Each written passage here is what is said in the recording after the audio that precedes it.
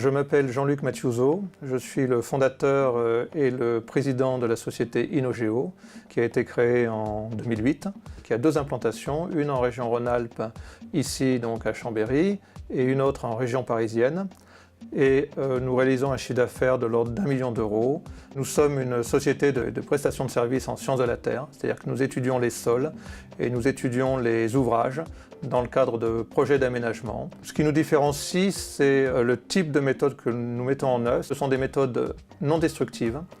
Nous nous assimilons un petit peu aux radiologues en médecine, c'est-à-dire qu'avec nos outils, nous pouvons ausculter le sous-sol et dresser des cartographies, des images qui permettent ensuite d'avoir toutes les informations nécessaires à la conduite du projet.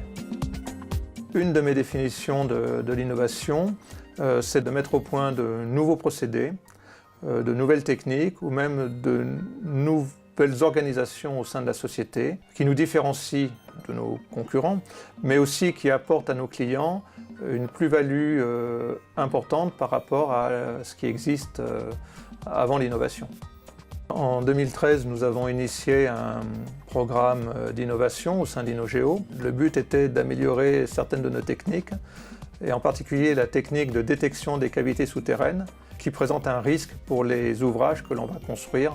Donc nous avons cherché à développer un nouveau procédé qui s'est traduit par des applications logicielles qui nous permettent d'avoir un degré de finesse dans l'auscultation du sous-sol qui optimise le projet, à la fois en termes d'organisation, de réalisation, mais aussi de coût. Nous nous sommes lancés dans ce programme d'innovation PME parce que même si nous avions déjà une approche de projet innovant au sein de l'entreprise, nous avons estimé qu'un tel projet nécessitait d'être accompagné avec efficacité et méthode.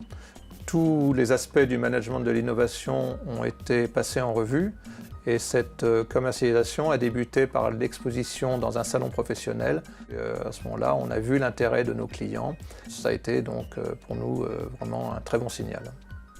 Cette innovation au sein de l'entreprise a été quelque chose d'important parce que déjà il y a eu un effet fédérateur important. Tout le monde s'est reconnu dans ce projet, avec une certaine fierté d'ailleurs. Nous avons gagné en notoriété et nous avons gagné la confiance et la fidélité de nombreux clients. Et d'ailleurs, nous avons cherché à travailler plus sur la qualité que sur la quantité. Ces développements ont conduit à pérenniser notre chiffre d'affaires à hauteur de 25%. La relation avec notre consultant a été très bénéfique pour InnoGeo. Elle s'est construite à la fois sur les relations humaines, qui étaient des relations de confiance, mais aussi sur la méthode mise en œuvre par le consultant, méthode que nous avons suivie avec beaucoup d'assiduité, qui a été sans doute une des raisons de la réussite de notre innovation.